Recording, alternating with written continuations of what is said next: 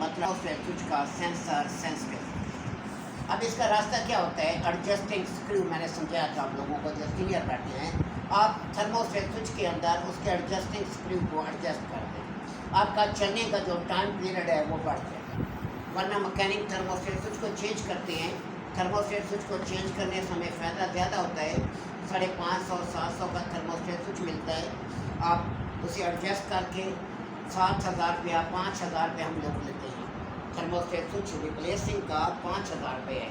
Customer को हम ये चीज़ नहीं बताते कि ये ख़राब है ये ख़राब है, कस्टमर को फॉल्ट नहीं दिया जाता। अगर आप फॉल्ट देंगे आप कामयाब नहीं है।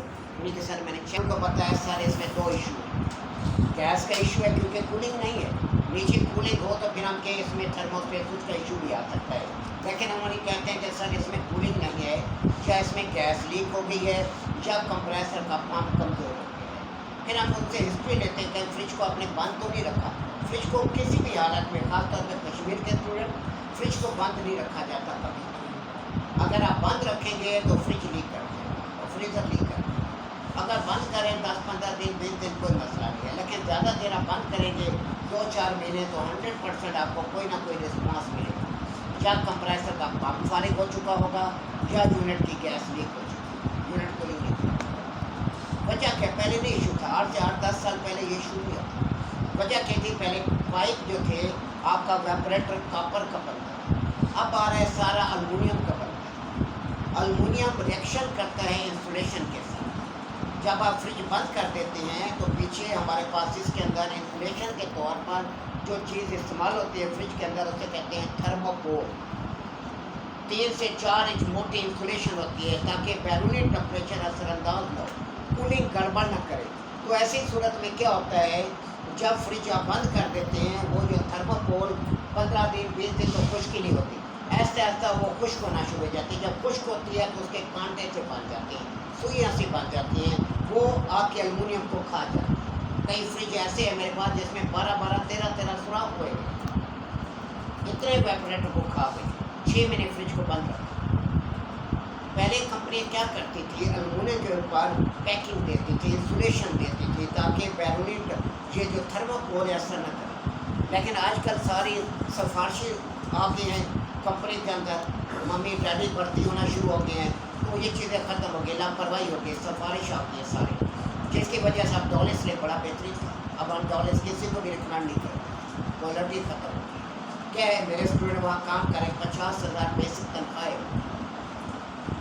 तो जब सारे मामी चाची जितने भी नौफर गफरान थे, जो जिनके भाई कजन वगैरह जो भी थे, उन्होंने भर्ती करा, जिसका रिजल्ट लिया डॉलेस बिल्कुल बर्बाद हो, क्वालिटी ख़त्म हो गई। 2-3 साल बाद कंप्लेन, सबसे ज़्यादा मार्केट में जिसकी कंप्लेन है वो डॉलेस है या दूसरे नंबर पर हायर आ रहा है, बहुत कंप्लेन आ गई। अब यहाँ पर क्या होता है, आपने क्या करना है, आपको उसे बता दिए 2 फॉल्ट हैं। उन्हें क्या सर अगर कहते हैं यही चेक कर ले, वरना दुकान पे चले इसे चेक कर लेंगे। आपने उसी टाइम चार्जिंग लाइन को ट्यूब कटर से आपने काटना है, प्लास से नहीं फोड़ना, ट्यूब कटर से आपने काटना है। देखना है गैस कितनी निकलती, गैस काफ़ी देर निकलती रहेगी, निकल रही है तो इसका मतलब है इसमें गैस पूरी, इसका पंप लाजमी तौर पर कमज़ोर है। फिर आप डिस्चार्ज लाइन को काट दें, ये सारा मैं आपको अमली करूँगा। डिस्चार्ज लाइन को काट दें, डिस्चार्ज लाइन को काटने के बाद आप कंप्रेसर को रन करें, चलाएं, चला के डिस्चार्ज लाइन पे आप हाथ रखें। अगर इसका पंप सही होगा, मैक्सिमम आप 4-5 सेकंड आप प्रेशर को रोक सकते हैं, उसके बाद प्रेशर लीक होना शुरू हो जाएगा।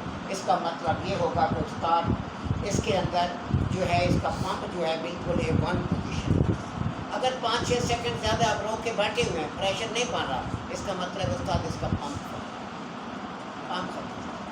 अब पंप ख़त्म है तो ऐसी सूरत में क्या होगा, आप कस्टमर से कहेंगे सर, कस्टमर को रास्ता आपने खुद नहीं देना होगा, कस्टमर रास्ता मांगे। क्या आप उन्हें बताएंगे सर नया कंप्रेसर इस टाइम मलेशिया का 27,000 रुपये का है। आज का कंप्रेसर आपने पहले देखना है, मेड इन चाइना लिखा हुआ है, मेड इन चाइना का कंप्रेसर रिपेयरेबल नहीं है। आई है टोटल चाइना दे रहा है, उस पर मत आप कभी फंस नहीं जाना, उसके पर ध्यान में अच्छी तरह रखें। मेरे भी जहन में नहीं था, अभी मैं फंसा हूँ कि चाइना का कंप्रेसर मार्केट के अंदर रिपेयरेबल नहीं, इसके पार्ट्स नहीं। इसके साइज़ में फ़र्क आता है, मोटर और रूटर में वो पंप के अंदर फ़र्क है। तो ये स्क्रैप के हिसाब से आपसे लेंगे। अगर आपके पास दूसरे कंप्रेसर है, जर्मनी, फ्रांस, मलेशिया, ये रिपेयर है, आप उसे पंप रिप्लेस कराएंगे। अब आपने कस्टमर बताया सर नया कंप्रेसर इतने का है, चाइना का कंप्रेसर आपने किसी भी सूरत में नहीं डालना ना। चाइना के फ्रिज के अंदर आपने ये भी देखना है हायर टोटल चाइना डाल रहा है, आपने ये ध्यान में रखना है चाइना का कंप्रेसर अगर डला हुआ है तो पूरा कंप्रेसर आपका रिप्लेस होगा, रिपेयर नहीं होगा किसी भी सूरत में। असल चीज़ है, मेरे अल्फाज काम अहमियत नहीं रखता, जो लेक्चर होता है सारी गेम लेक्चर में करें। लेक्चर में टीचर का एक्सपीरियंस बहुत है। हमें 19-20 साल हो गए पाकिस्तान में बाहर रगड़े खाते हुए, तो जो कुछ हमें आता है हम आपको दे जाते हैं। अब आपको ये भी बता दिया कि क्या करना है आपने। अब आपके पास रास्ता ये चाइना का है, स्क्रैप है, वहाँ आपका रेट डबल होगा। अगर आपका कंप्रेसर आप उसे बताते हैं सर 27,000 रुपये का आपका कंप्रेसर है, बाकी इसकी फ्रिज की ओवर हालिंग करके अंदर सब चीज़ इसके मेंटेनेंस करके हर चीज़ तैयार करके हम आपसे 8,000 10,000 रुपये देंगे, मुकम्मल आपको इवन कर दें। गैस चार्जिंग का लफ्ज़ इस्तेमाल नहीं करना, कभी भी नहीं कहना गैस चार्जिंग के इतने पैसे फंस जाएंगे। आपको नहीं बताएंगे सारी ओवर हालिंग करके सब चीज़ करके तो ये करेंगे। वो कस्टमर ये समझता है बस गैस चार्ज कर देते हैं, बस गैस चार्ज होगी, नहीं। गैस हमें पता नहीं, बाद होता तो हमें गैस इतनी बार चार्ज करनी पड़ती है, हमारा बटन खोल हो जाता है, फ्रिज बार बार ट्रबल कर रहा होता है आपकी गलती की वजह से। 5-5 6-6 बार हमें गैस डालनी पड़ती है एक फ्रिज में ट्रबल की वजह से। अगर आप गलती करेंगे फिर आप भुगतेंगे, अगर हमारे इंस्ट्रक्शंस को फॉलो करेंगे फिर इंशाल्लाह नहीं होगा ऐसा। हाँ, बुराई लिखी हो फिर कोई रास्ता नहीं है। अब आपके पास क्या रास्ता है, आपने उसे बताना है सर इतने का कंप्रेसर ये, फिर आपसे वो रास्ता मांगेगा, यार कोई और रास्ता बताओ, ये तो बहुत खर्चा है।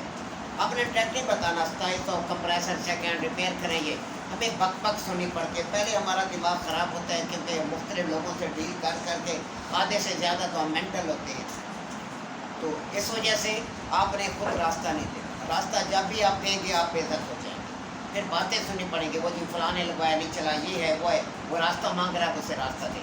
सर आप इसका पंप रिप्लेस करें, ठीक है, ये आप रिकंडीशन कंप्रेसर लगवा दें। अब आपके पास ये टाइम नहीं क्लास कर उसका पंप मार्केट से आपने बाज़ार में आना है, कंप्रेसर आपने कटवाना है, सुना नहीं आपने क्लास पर, आपने कंप्रेसर को आपने कटवाना है, वो काटेगा खुद ही आपसे, टोटल वो 2,000 रुपये लेगा। कंप्रेसर कटिंग भी करनी है, वेल्डिंग भी करनी है, वो पंप भी रिप्लेस करेगा, वो पंप अपने पास रखेगा, पंप आपको डाल के देगा। अब हम जब वो हमसे रास्ता लेता है फिर हमारा रास्ता हम 16 से 18,000 रुपये उसको रेट देते हैं। 16 से 18,000 रुपये इस टाइम मेरा जो रेट है 16 से 18,000 रुपये हम देते हैं। आपका खर्चा मैक्सिमम 2 से 3,000 है, बाकी सारी आपकी